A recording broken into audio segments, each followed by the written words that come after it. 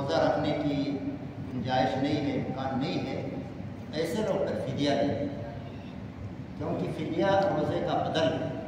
جب تک اصل موجود ہے، اگر بعد میں رکھ سکتے ہیں تو رکھنا ہی ہے، اور اگر خدا نخواستہ وہ رکھنے کا موقع نہیں ملا اس کو، اسی میں امید تھی لیکن نہیں رکھ سکے یا بیماری سے ٹھیک نہیں ہو سکے اور چلے گئے، تو پھر وہ جاتے وقت نصیحت کریں، پھر بھی اس کی جگہ فدیہ دینا۔ مطلب اگر ایسی گنجائش ہے کہ وہ ٹھیک ہو سکتا ہے، ایک لمیٹڈ ٹائم کے بیماری سے بعض اوقات ہوتا ہے۔ ایک آدمی نے پوچھا کہ مجھے 4 مہینے وہ انجیکشن لگتے ہیں اور اس کے ساتھ روزہ نہیں رکھا جاتا، 4 مہینے پھر صحت کے گزرتے ہیں۔ ایسے آدمی کے لیے پھر یہ ہے کہ اس کو پتہ ہے 4 مہینہ کو 4 مہینہ رمضان میں ہی آ گئے، رمضان کے بعد 4 مہینے صحت پہ آئیں گے تو اس میں رکھیں۔ لیکن اگر ایسی بیماری ہے کہ وہ ٹھیک ہونے کا امکان ہی نہیں ہے، وہ مستمر ہے، پھر وہ فدیہ دے گا۔ اور فدیہ جو ہے وہ جیسے فطرانہ ہوتا ہے، یہاں 15 ہی ایک فطرانہ، تو ہر دن کے حساب سے ایک فطرانے کا وہ فدیہ دے گا۔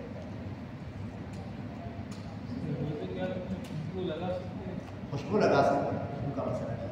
البتہ یہ دھواں وغیرہ ہوتا ہے نا، جیسے عود یا اس طرح وہ جسامت کی شکل میں اگتا ہے، وہ جا کے اگر ناک پہ چلا گیا اس کو خالی خوشبو وغیرہ سے کچھ نہیں۔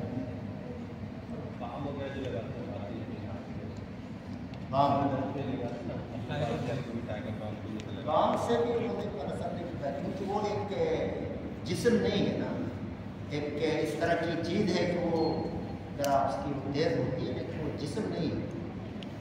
مطلب کوئی جیسے دھواں جاتا ہے جسم میں، یا خوشبو ہے وہ، یا اس طرح کوئی چیز ہے جو کھائی پی جاتی ہے، ناک کے ذریعے کان کے ذریعے، تیل ہو گیا، دوائی ہو گئی، وہ تو ڈائریکٹ اندر چلے جاتا ہے، لیکن بام وغیرہ کی وہ کیفیت نہیں۔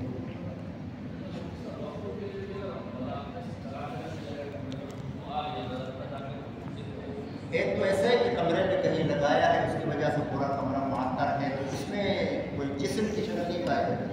ایک یہ کہ آپ کے سامنے سے مخلوق آئے اور اس کا دھواں آپ کا منہ میں ناک میں شارک جانے سے ہو گیا جی، یعنی کمرے میں جیسے رکھا ہوا ہے اس کی جسامت پھیل گئی نا، ایسی کوئی چیز نہیں ہے جو آپ منہ میں جا رہی ہے، خوشبو محسوس ہوتی ہے، خوشبو آتی ہے، لیکن سامنے سے دھواں ناک کے اندر چلا جائے اس سے وہ ہو گیا، یا جیسے اگربتی ہے اس کا بھی جو دھواں نکل رہا ہے لیکن ناک میں چلی جائے۔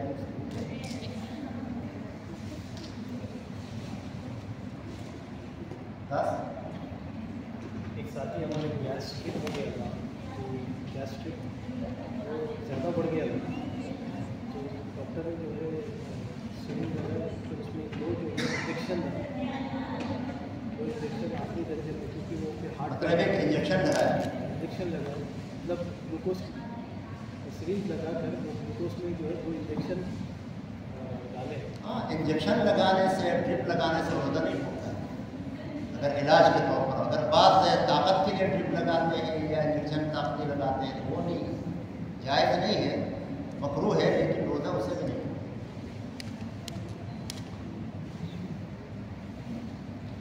یہ ساتھی وغیرہ کے جو مسائل اکثر ہوتے ہیں کہ کسی ساتھی نے بتایا، کسی دوست نے، ہم کہتے ہیں اس کو خود بھیجو۔ ہمارے ابتدا میں جو مشق کی جاتی ہے تو یہ بتایا کہ صاحب مسئلہ جو ہے اس کو بھیجیں۔ آج میں سویا تھا ایک آدمی نے طلاق کے بارے میں میرے بیٹے کو، میرے کہا بیٹے کو بھیجو۔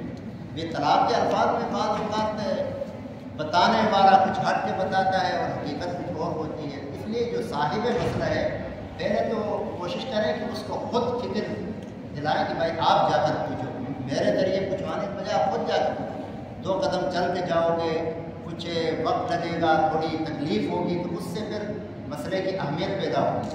وہ کسی کے ذریعے پوچھواتے ہیں تو مطلب ہے کہ اس کو اہتمام نہیں، اور اگر وہ نہیں بھی پوچھا چلو پرواہ نہیں، اہتمام دلائیں اس کو، کوشش کریں کہ وہ خود آ کر پوچھے، کسی کے بعد بھیج دیں، اس کو بھیجیں، قریبی کسی فون کے بعد بھیجیں، تو اس کو خود فکر مند جی ثنا پڑے جی جی، جب وہ شروع کرے گا تو ثنا